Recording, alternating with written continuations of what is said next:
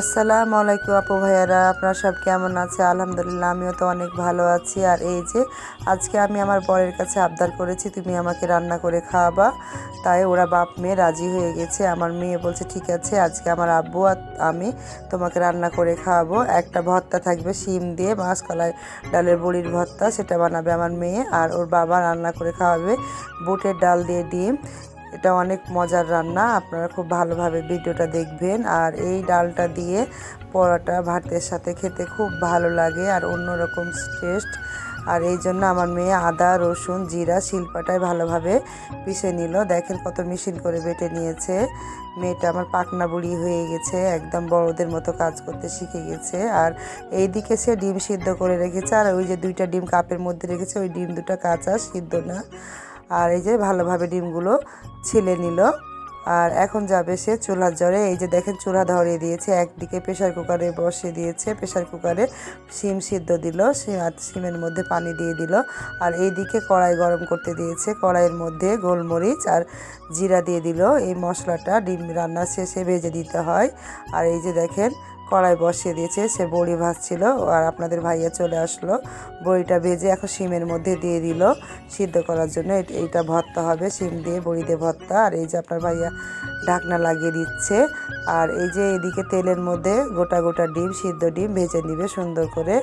এই যে দেখেন কত সুন্দর করে আপনাদের ভাইয়া ভেজে নিচ্ছে। আপনাদের ভাইয়া অনেক রান্না জানে, আর ওরা হাতে রান্না অনেক সুন্দর। আর আমাকে সে সবগুলোই রান্না শিখিয়েছে। আর এই যে দেখেন এইদিকে আমার মেয়ে কাঁচামরিচ পেঁয়াজ এর মধ্যে এই যে 2টা ডিম ভেঙে দিয়ে দিল। আর এইদিকে আপনাদের ভাইয়া ডিম ভাজছে, আর এই যে ফাটিয়ে নিচ্ছে লবণ দিয়ে। আর এই যে দেখেন ডিম ভাজা হয়ে গেছে, ডিমটা ভালোভাবে উঠিয়ে নিল। আর এখন সেই ডিমগুলো যেগুলো ফাটলো এগুলো 2 ভাগে করে ভেজে নিবে। আর এই যে দেখেন ডিমটা ভেজে নিচ্ছে, এক পিঠ হয়ে গেল আর এক পিঠ উল্টে দিল। আর এটা এখন 4 খণ্ড করে কেটে নিবে। আর এইদিকে আমার মেয়ে জিরা আর গোলমরিচটা শিলপাটায় বেটে নিল কত সুন্দর করে। আর এইদিকে ডিম ভাজা হয়ে গেছে, আপনাদের ভাইয়া ডিমটাকে 4 ভাগে ভাগ করে নিচ্ছে, এটা সিদ্ধ ডিমের মধ্যে দিবে। আর এভাবে ছোট ছোট করে দিলে ভালো লাগে, ঝোলগুলো ঢুকে ফুলে টইটম্বর হয়ে যায়। ডিমটা খেতে খুব মজা লাগে পরোটা রুটি ভাতের সাথে। এই যে আবারও দিয়ে দিল একই নিয়ম করে, এটাও ভেজে নিবে। আর আপনাদের ভাইয়া অনেক রান্না জানে, কারণ আমার শাশুড়ি অসুস্থ থাকলে ওরা রান্না করে খেত।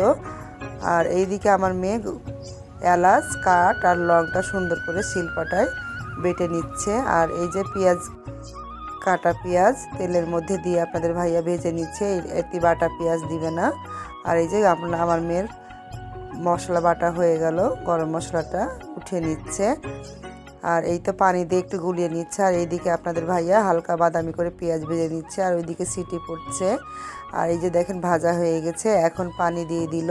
আর আপনারা এভাবে রান্না করবেন, বাটা পেঁয়াজের চাইতে এই ভাজা আর টেস্টি আলাদা। আর এই যে মশলাটা এখন দিল, এটা হলো আদা রসুন জিরা একসাথে। আর এখন দিল হলুদ আর মরিচ, আর এই তো লবণ দিয়ে দিচ্ছে। সবগুলো গরম মশলা দেওয়া হয়ে গেলো, এখন তেজপাতা আর গরম মশলা বাটাটাও দিয়ে দিল।